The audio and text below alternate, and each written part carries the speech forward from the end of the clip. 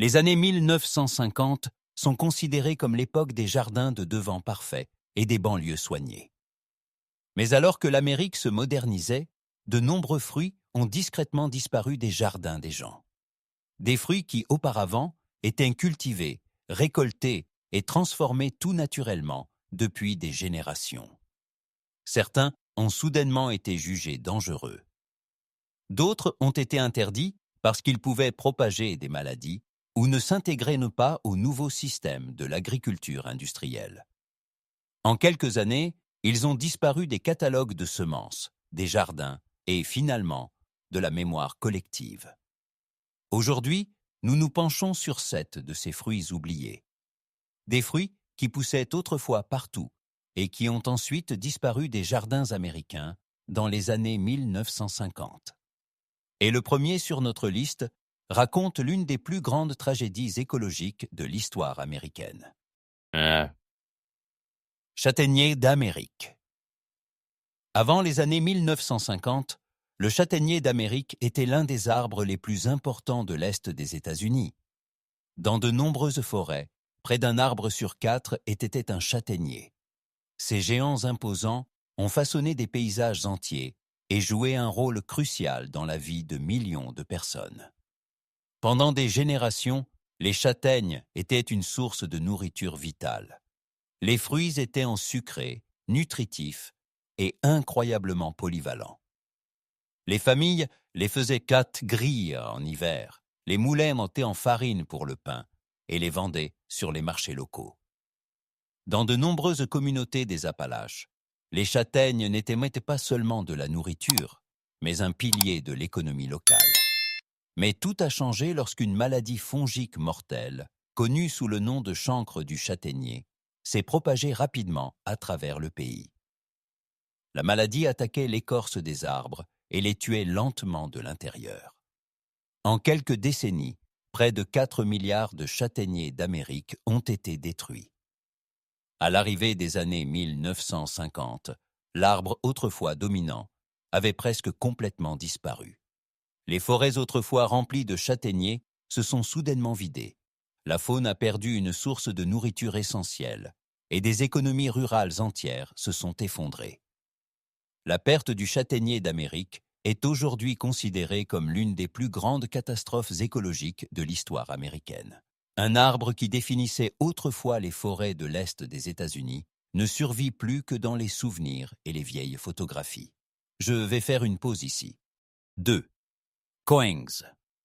Pendant des siècles, les coings étaient une vue familière dans les jardins familiaux.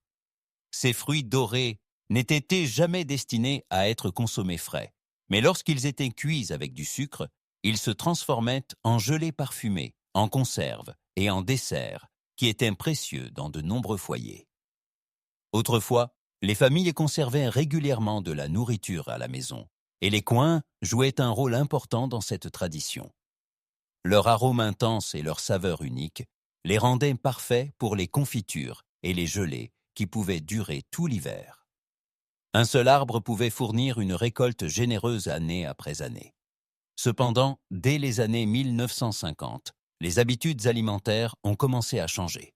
À mesure que les supermarchés se développaient et que les produits de commodité devenaient plus populaires, de moins en moins de familles poursuivaient la tradition de la conservation domestique. Les gens préféraient les fruits qui pouvaient être mangés immédiatement, sans avoir besoin de cuisson ou de préparation. Les coings, qui sont durs et extrêmement âpres lorsqu'ils sont crus, ne correspondaient plus à ce nouveau mode de vie. Sans la culture des conserves maison, le fruit a progressivement perdu sa place dans de nombreux jardins. Lentement, les cognaciers ont disparu des arrière-cours américaines. Avec eux, la connaissance de la manière de transformer ce fruit simple en quelque chose d'extraordinaire a également commencé à s'effacer. Je m'arrêterai ici. 3. Groseilles à maquereau. Les groseilles à maquereau étaient autrefois un fruit courant dans de nombreux jardins, appréciés pour leur saveur vive et leur teneur élevée en vitamine C. Pendant des générations, ces petites baies acidulées étaient utilisées dans les tartes, les confitures et les desserts, devenant un ingrédient familier de la cuisine familiale traditionnelle. Mais au cours du XXe siècle, les groseilles à maquereaux sont devenues le centre d'une préoccupation agricole majeure. Les scientifiques ont découvert que les plants de groseilles à maquereaux et de groseilliers pouvaient héberger une maladie fongique dangereuse, connue sous le nom de rouille vésiculeuse du pin blanc. Cette maladie menaçait les forêts de pin blanc, qui étaient extrêmement importantes pour l'industrie forestière américaine. Pour protéger ces forêts, le gouvernement a lancé une campagne d'éradication agressive. Dans de nombreuses régions, il est devenu illégal de cultiver, de vendre ou de transporter des groseilles à maquereaux et des groseilles. Les familles ont été forcées de retirer les buissons qui poussaient dans leurs jardins depuis des décennies et des vergers entiers ont été détruits. L'interdiction a été si efficace que les groseilles à maquereaux ont lentement disparu de la vie quotidienne. Au fil du temps, de nombreux Américains ont oublié que ces baies avaient un jour été un fruit de jardin courant.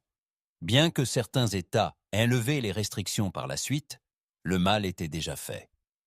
Les groseilles à maquereaux n'ont jamais totalement repris leur place dans les jardins américains. Et pour beaucoup de gens aujourd'hui, ce fruit autrefois familier est devenu presque inconnu. Je vais faire une pause ici. 4. Cassis. Le cassis occupait autrefois une place spéciale dans de nombreux jardins, en particulier chez les familles d'immigrants européens qui avaient apporté les plants avec eux en Amérique. Ces petites baies sombres étaient prisées pour leur saveur intense et leur valeur nutritionnelle extraordinaire. En fait, le cassis contient encore plus de vitamine C que les oranges, ce qui en fait l'une des baies les plus riches en nutriments disponibles. Durant de nombreuses années, ils ont été utilisés pour confectionner des confitures, des sirops, des cordiaux et des desserts traditionnels. Leur saveur profonde et musquée les rendait uniques par rapport à tout autre fruit poussant dans les jardins américains. Cependant, le cassis a été confronté au même problème que celui qui a dévasté les groseilles à maquereaux. Ils étaient considérés comme l'hôte principal de la rouille vésiculeuse du pin blanc, la maladie fongique qui menaçait les vastes forêts de pin à travers les États-Unis. En raison de ce risque, le gouvernement fédéral a imposé une interdiction stricte de la culture du cassis qui a duré des décennies. Les agriculteurs et les jardiniers qui cultivaient ces baies depuis des générations ont été contraints de détruire leurs buissons sous peine de sanctions fédérales. Lentement, le fruit a disparu des jardins, des marchés et finalement de la mémoire collective. Au moment où les restrictions ont commencé à s'assouplir des années plus tard, la plupart des Américains n'avaient même jamais goûté de cassis. Ironiquement, alors que le fruit restait extrêmement populaire dans toute l'Europe, il avait presque complètement disparu aux États-Unis. Je m'arrêterai ici. 5. Épines-vinettes. Les épines-vinettes étaient autrefois une plante familière dans de nombreux jardins, appréciée pour leurs petites baies rouges vifs et leur saveur vive et rafraîchissante. Ces baies étaient riches en vitamine C et largement utilisées dans les gelées, les sauces et les plats traditionnels apportés par les immigrants européens, notamment dans la cuisine persane. Mais au début du XXe siècle, les scientifiques ont découvert que les buissons d'épines-vinettes pouvaient héberger une maladie fongique dangereuse, connue sous le nom de rouille noire du blé. Cette maladie avait le potentiel de dévaster les récoltes de blé, l'une des sources de nourriture les plus importantes des États-Unis. Pour protéger la production céréalière nationale, le gouvernement fédéral a lancé une campagne d'éradication massive. Les plants d'épines-vinettes ont été déclarés illégaux dans de nombreuses régions productrices de blé. Les propriétaires étaient tenus de retirer les buissons existants et des agents agricoles recherchaient et détruisaient activement toutes les épines-vinettes qu'ils trouvaient. En conséquence, des millions de plants ont été éliminés à travers le pays. Les jardins qui cultivaient autrefois ces baies rouges acidulées se sont soudainement vidés. La campagne a été si approfondie qu'en quelques décennies, les épines-vinettes ont presque disparu des jardins américains. Aujourd'hui, de nombreuses personnes n'ont même jamais vu le fruit qui poussait autrefois largement dans tout le pays. Je vais faire une pause ici. 6. Nèfles. Les nèfles sont l'un des fruits les plus étranges qui poussaient autrefois dans les jardins américains. Pendant des siècles, elles ont été considérées comme un mets délicat en Europe, et les premiers colons ont apporté les arbres avec eux aux États-Unis. À première vue, le fruit semble inhabituel, petit et brun, et contrairement à la plupart des fruits, il ne peut pas être consommé immédiatement après avoir été récolté. Les nèfles doivent passer par un processus appelé blêtissement. Pendant cette période, le fruit s'amollit et commence à se décomposer naturellement, se transformant en une pulpe brune et tendre. Pour beaucoup, cet aspect laissait croire que le fruit était gâté, mais en réalité, c'est précisément à ce moment qu'il devient comestible. Lorsqu'il est parfaitement blêt, la saveur est remarquable.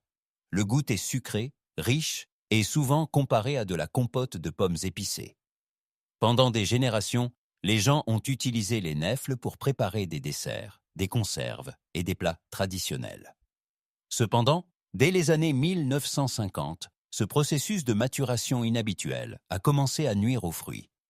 À une époque où les consommateurs préféraient des produits à l'aspect parfait pouvant être consommés immédiatement, les nèfles semblaient étranges et peu pratiques.